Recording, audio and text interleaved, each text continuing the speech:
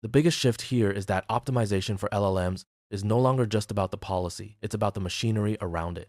We're seeing systems that can evolve their own training loop, keep reasoning balanced instead of collapsing into brute force exploitation, and even replace optimizers that look strong in pre-training but break in RL and robotics. That matters because the next gains won't come from bigger models alone, they'll come from training systems that can adapt to failure modes in real time. Here's what that looks like in practice. Let's explore the first paper, EvoTrainer Co. Evolving LLM Policies and Training Harnesses for Autonomous Agentic Reinforcement Learning.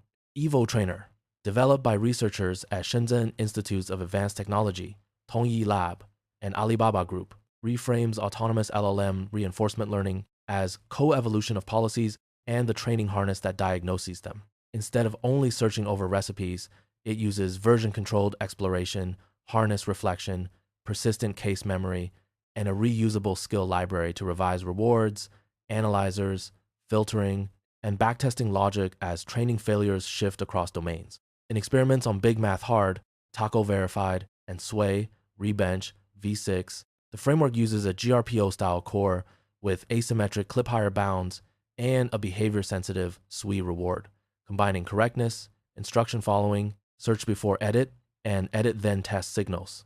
On SWE 9B, EvoTrainer reaches 38.16 BC%, beating the human-engineered RL reference at 33.77 BC% by plus 4.39, and the no RL base at 30.19 by plus 7.97. On math, it reaches 79.49 AVG at 8, up plus 2.88 over the human baseline, and on coding, it reaches 51.29 AVG at 8. A key finding is that richer diagnostics matter. Score-only iteration saturates at 33.33 BC% on SWE 9B, while harness evolution detects a Git leak artifact that would have falsely promoted a 48.8 BC% branch, and a dead group-aware filter plus an IF judge recovers useful variance. The paper argues that autonomous training should evolve the interpreter, not just the policy. Let's explore the second paper, Long Live, the Balanced Information Bottleneck-Driven Tree-Based Policy Optimization. This Alibaba Cloud Computing paper introduces IB score, a step-level metric derived from information bottleneck theory that quantifies the exploration-exploitation balance in online reinforcement learning for large language models by coupling reasoning diversity with mutual information to the correct answer.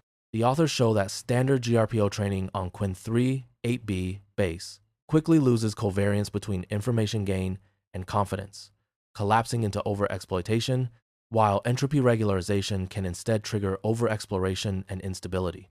To fix this, they propose IB-TPO, which combines an IB-guided tree sampling method called IB-tree with an IB-based advantage objective, reusing the tree structure for Monte Carlo estimation and producing 50% more trajectories under the same token budget. On DAPO, Math 17K, evaluated with AVG at 32 across Math 500, AIM 24 over 25, AMC 23 over 24, GPQA Diamond, and IF Evil, IB-TPO reaches 29.2 overall on Qwen 3.1, 7B base versus 26.3 for vanilla GRPO, and 44.3 versus 40.7 on Qwen 3.8B base, outperforming Tree RL, TreePo, and IBRO. Ablations show the full IB tree plus IB-TPO advantage formulation is best, and the method remains strong at 4K and 8K context lengths. The authors note the main remaining cost is multi-iteration tree sampling latency. Let's explore the third paper, Rethinking Muon Beyond Pre-Training Spectral Failures and High-Pass Remedies for VLA and RLVR. This paper argues that Muon, the matrix sign optimizer popularized in LLM pre-training, fails in two post-pre-training regimes because its uniform, Newton-Schultz whitening forces every singular value toward one. In Vision Language Action Training on Libro and Libro Plus, the action head is intrinsically low rank, so Muon amplifies tail noise instead of preserving the few informative directions. In reinforcement learning with verifiable rewards on Qwen 3.1, 7B, and Qwen 3.4B, the gradients are low SNR, so the same whitening destabilizes policy updates and can cause collapse.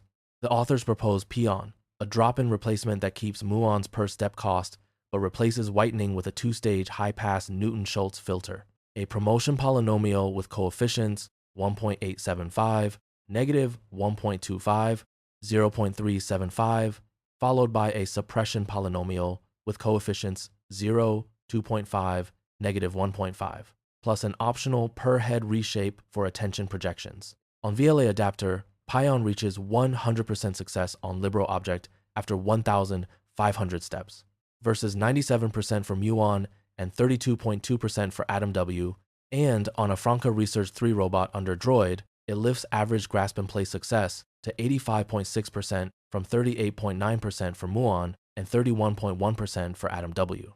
On RLVR, muon collapses to near zero on math and GSM 8K, while Pion restores stable training and beats Atom W across GRPO and GMPO. A reverse ablation with low-pass muon confirms that the high-pass direction, not just the iteration form, is the critical ingredient. That's a wrap on today's AI paper highlights. Thanks for watching.